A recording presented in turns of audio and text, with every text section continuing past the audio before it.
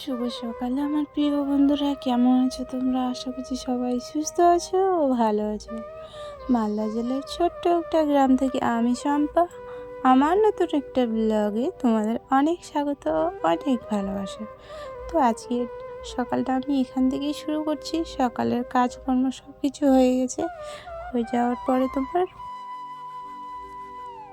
তো এইদিকে তোমার মাছগুলো বাছার আর কি কাটার বাকি ছিল। ছোট ছোট পুঁটি মাছ পেয়েছে, তো এইগুলো আমি ধুয়ে নিয়ে যেয়ে আর কি তরকারি আজকে রান্না করবো না সকালে। এগুলো ভেজে টেজেই আর কি তোমার পেঁয়াজ দিয়ে একটা ছানা করব। তো ওগুলো দিয়েই পান্তা ভাত আমাদের খাওয়া হয়ে যাবে। তো চলো বন্ধুরা, ভিডিওটা দেখতে থাকো।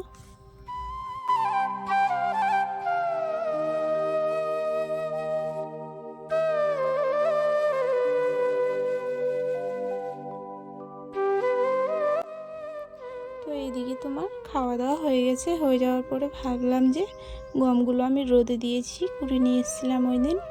তো ওগুলো না মারা হয়নি, তো তার জন্য ভাবলাম যে না, স্নান করার আগেই গমটা আর কি মেরে নিই, নাহলে পরে না স্নান করার পরে করলে কি না শরীরটা কেমন যেন করবে, নোংরা হয়ে যাবে, ধুলো উড়াচ্ছে। তো তার জন্য আমি গমটা আর কি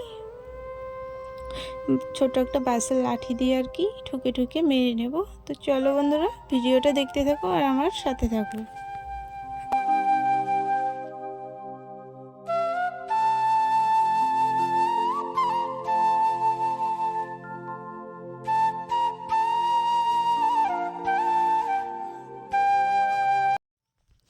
তো এদিকে আমার হয়ে গেছে, হয়ে যাওয়ার বলতে এখনও হয়নি, তো কিছুটা মেরে আর কি ঢেকে রেখে দেবো।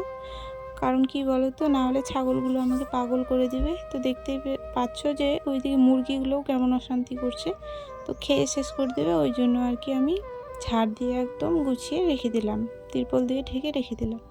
তারপর স্নান টান করে আমি চলে এসেছি রান্নাঘরে। তো এইদিকে আমি ভাতটা উনুনে বসিয়ে দিলাম।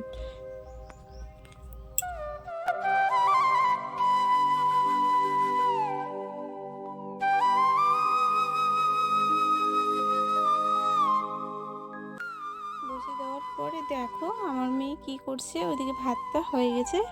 হয়ে যাওয়ার পরে আমার মেয়ে মিষ্টি কুমড়োর যে ফুল আছে না, তো ওই ফুলগুলো আমার মেয়ে তুলে নিয়ে এসে বলছে, মা আমি বড়া করব। তো আমি বলছি, তুই পারবি পারবি বেটা? আমি আবার আমার মেয়েকে বেটাই বলি।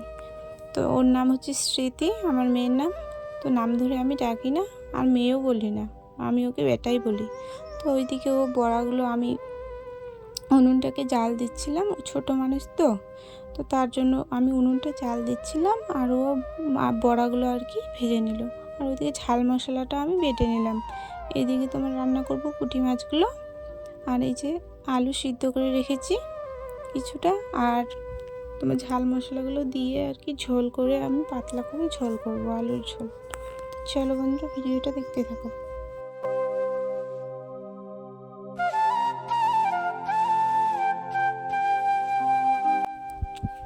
তো এদিকে তোমার রান্নাটা হয়ে গেছে।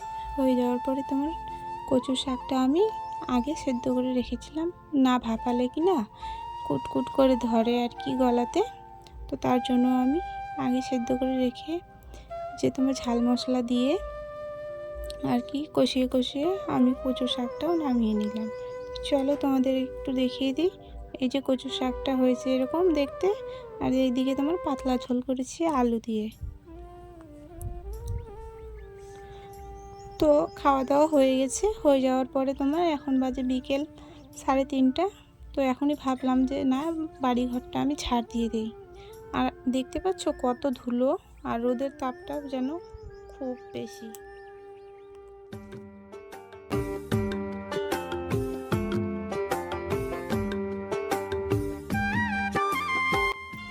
তো এইদিকে মা আর মেয়ে মিলে বসে গেছি কাপড় গোছ করতে। তো ঠান্ডার কাপড়গুলো না উঠানো হয়নি, তো ওগুলো একদিন ধুয়ে আর কি এখানে রাখাই ছিল।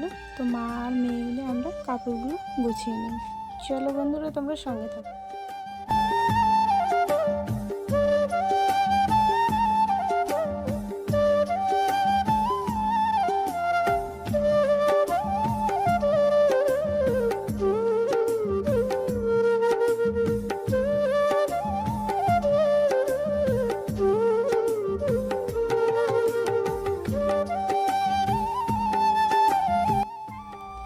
তো এদিকে তোমার আমার হয়ে গেছে কাপড় গোছানো। তো চলো আমি শোকেসে ঢুকিয়ে রাখি আর কি। তো স্প্রেডটা আমি বাড়িয়ে দিয়েছি, নাহলে দেখতে ভালো লাগবে না। তো আমার একটু এলোমেলোই গো, খুব একটা ভালো নেই। তো কাপড় আটতে চাইছে না, তো তার জন্য ঠেলে আর কি ঢুকিয়ে ওভাবে রেখে দিলাম, কারণ আমার রাখার জায়গা নেই, নাহলে ইঁদুরে না কেটে দেবে। তো তার জন্য ওখানে এইভাবে রেখে দিলাম। চলো বন্ধুরা, আজকের ভিডিওটা আমি এখানেই শেষ করব। আবার অন্য কোনো একটা ব্লগে তোমাদের সাথে দেখা হবে। তো চলো তোমরা ভিডিওটা দেখো, কেমন হয়েছে আমাকে কমেন্টে জানিও।